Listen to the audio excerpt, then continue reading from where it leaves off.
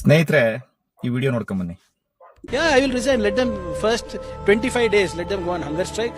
Then if 25 days, let them go on hunger strike. Then if they don't control, we will do one lathi charge and then I will resign. If they don't control, we will do one lathi charge and then I will resign. ಮುಖ್ಯಮಂತ್ರಿಗಳ attitude level ಅಲ್ಲಿದ್ದಂತಹ ಪತ್ರಕರ್ತರು ಇವ್ರನ್ನ ಪ್ರಶ್ನೆ ಕೇಳ್ತಾರೆ.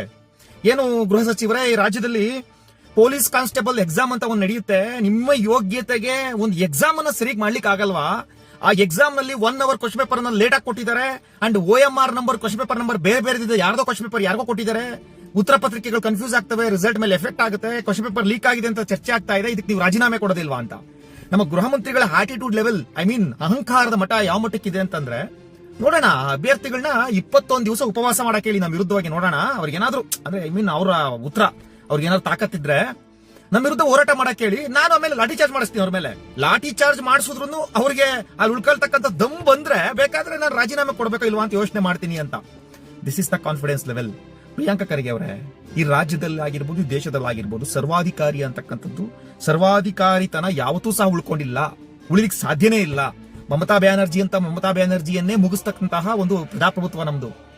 ಯಾವುದು ಬೇಡ, ನಿಮ್ಗೆ ಸ್ಪಷ್ಟವಾದ ಉದಾಹರಣೆ ಹೇಳ್ತೀನಿ. ಸಿದ್ದರಾಮಯ್ಯನವರು ನೆನ್ನೆ ಬರ್ತಡೇ ಆಯ್ತು. ಎಂತಹ ಸಿದ್ದರಾಮಯ್ಯ! ಒಂದಾನೊಂದು ಕಾಲದಲ್ಲಿ ಸಿದ್ದರಾಮಯ್ಯ ಅಂತಂದ್ರೆ ಇಡೀ ರಾಜ್ಯ ಉಬ್ಬೇರ್ತಕ್ಕಂಥ ಸಿದ್ದರಾಮಯ್ಯ. ಅವರು ಒಂದು ಹೇಳಿಕೆ ಕೊಟ್ರೆ, ಒಂದು ಹಿಂದೂ ವಿರೋಧಿತನ ಹೇಳಿಕೆ ಕೊಟ್ರೆ ಇಡೀ ರಾಜ್ಯದಲ್ಲಿ ಚರ್ಚೆ ಆಗ್ತಾ ಇತ್ತು, ಸಂಚಲನ ಆಗ್ತಾ ಇತ್ತು. ಅಂತ ಸಿದ್ದರಾಮಯ್ಯನವ್ರು ಬರ್ತಡೇ ಆಯ್ತು ನೆನ್ನೆ.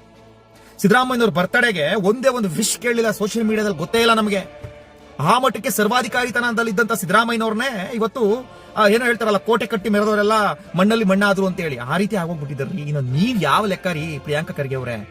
ಮತ್ತೆ ಇಲ್ಲಿರ್ತಕ್ಕಂಥ ಯೂತ್ಸ್ಗಳಿಗೂ ಅಷ್ಟೇ ರೀ. ಇವ್ರು ಹೆಂಗೆ ಅಂತಂದ್ರೆ, ಇವ್ರ ಹೋರಾಟಗಳು ಕೆಲವು ಈ ಕಾಕ್ರೋಚ್ ಜನತಾ ಪಾರ್ಟಿ ಅಂತ ಒಂದು ಸ್ಟಾರ್ಟ್ ಆದ್ಮೇಲೆ ಇವರೆಲ್ಲರೂ ಸಹ ಕೇವಲ ಬಿಜೆಪಿ ವಿರುದ್ಧವಾಗಿ ನೋಡಿ, ಅಕೌಂಟಬಿಲಿಟಿಗೋಸ್ಕರ ರಾಜೀನಾಮೆ ಅಂತ ಕೇಳಿದ್ರು. ಇವತ್ತು ಈ ಪೊಲೀಸ್ ಕಾನ್ಸ್ಟೇಬಲ್ ಎಕ್ಸಾಮ್ಗೆ ಇಲ್ಲಿ ನಡೆದಿರ್ತಕ್ಕಂಥ KPSC ಒಂದು ದೊಡ್ಡ ಹಗರಣಕ್ಕೆ, KPSC ಪರೀಕ್ಷೆ ದೊಡ್ಡ ಹಗರಣ ನಡೆದಿದೆ.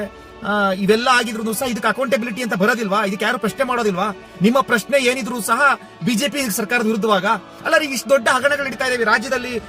KPSC ಹಗರಣ ಆಯ್ತು, ಈ ರಾಜ್ಯದಲ್ಲಿ ವಾಲ್ಮೀಕಿ ನಿಗಮ ಮಂಡಳಿ ಹಗರಣ ಆಯ್ತು, ಈ ರಾಜ್ಯದಲ್ಲಿ ಮೂಡಾ ಸೀಟ್ ಹಗರಣ ಆಯ್ತು, ಈ ರಾಜ್ಯದಲ್ಲಿ ಟೆರರಿಸ್ಟ್ಗಳು ತಗೊಳಾಕೊಂಡ್ರು, ಈ ರಾಜ್ಯದಲ್ಲಿ ಡ್ರಗ್ಸ್ ಫ್ಯಾಕ್ಟರಿಗಳು ತಗೊಳಾಕೊಂಡ್ರು. ಆದ್ರೂ ಸಹ ಒಬ್ರು ಯೂತ್ಸ್ಗಳು ಬಂದು ಸೋಷಿಯಲ್ ಮೀಡಿಯಾ ಇನ್ಫ್ಲುಯೆನ್ಸರ್ಸ್ಗಳು ಮಾತಾಡಲ್ಲ.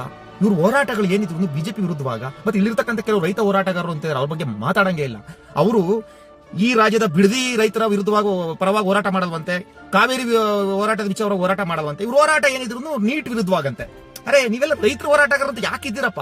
ನೀವೆಲ್ಲ ಹಾಕೊಂಬಿಡಿ, ನಾವೆಲ್ಲ ಬಿಜೆಪಿ ವಿರುದ್ಧವಾಗಿ ಕಾಂಗ್ರೆಸ್ ಏಜೆಂಟ್ಸ್ಗಳು, ಕಾಂಗ್ರೆಸ್ ಗುಲಾಮ್ಸ್ಗಳು ಅಂತ ಹೇಳಿ. ಇದು ಈ ರಾಜ್ಯದಲ್ಲಿ ನಡೀತಾ ಇರ್ತಕ್ಕಂಥ ಪರಿಸ್ಥಿತಿ. ಇದ್ರ ವಿರುದ್ಧವಾಗಿ ಧ್ವನಿ ಎತ್ತಬೇಕಾಗಿದೆ. ನಮಸ್ಕಾರ.